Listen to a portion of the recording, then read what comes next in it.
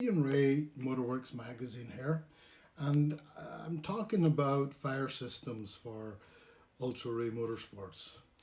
They're very good friends of ours, and they've recently taken on the dealership for the Lifeline brand, and it can be had two ways. It can be had with Novak, or it can be had with AFF. The difference is that the Novak is very, very clean. It's a gas, where the AFFF is basically a foam. They both do the same thing. Like any fire, if you take away the air, take away the fuel, it will die.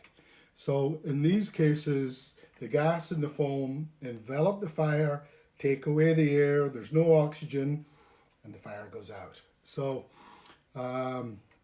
we prefer the Novak.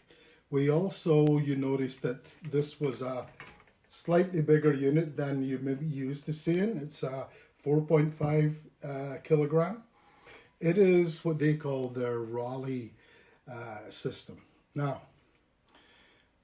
the pricing on these hasn't changed since Lifeline started selling them, which is really, really good. And the 4.5 kilogram unit is only $100 more.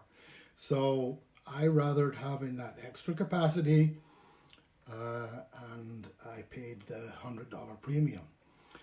So what we're going to do for just today is we're going to talk about certifying and servicing. So you will have to service it if you pull your fire system. There's no doubt about that. So what they do is they take this part here off, they inspect the inside of the bottle, and they pressure test it. And if there is any issues, they've had ones that have, not Lifeline I must add, that have are rusted inside. Now, that can happen with some AFF units because there's water in it, so it rusts.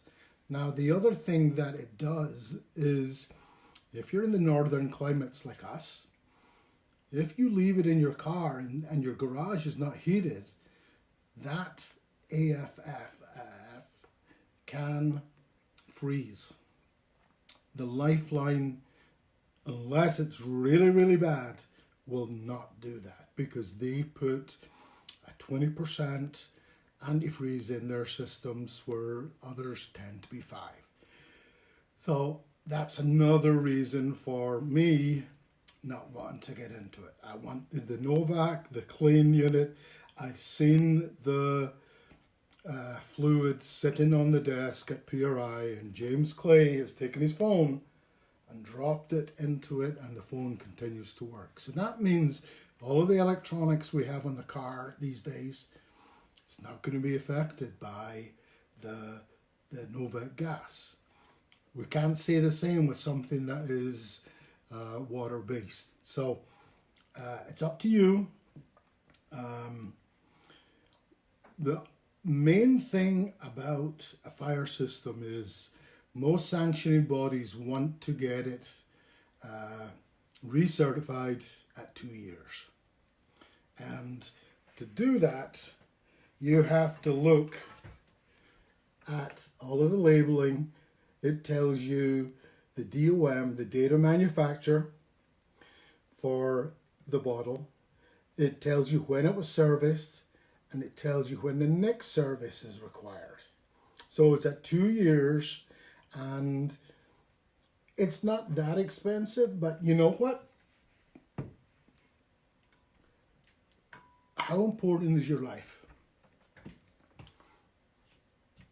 You burn, it could, be really bad and you die, but if you think about it, and this is what I've had a friend that's got burnt in a race car before, and when the fire tends to come from the front of the car through a firewall that is not truly a firewall, the first things that are going to get hit are your feet and your hands. Two things that you cannot do without to continue making your living. So think seriously about it. You know, at 2 years, just go and get it redone. Get it tested, get it certified, you know that it's right.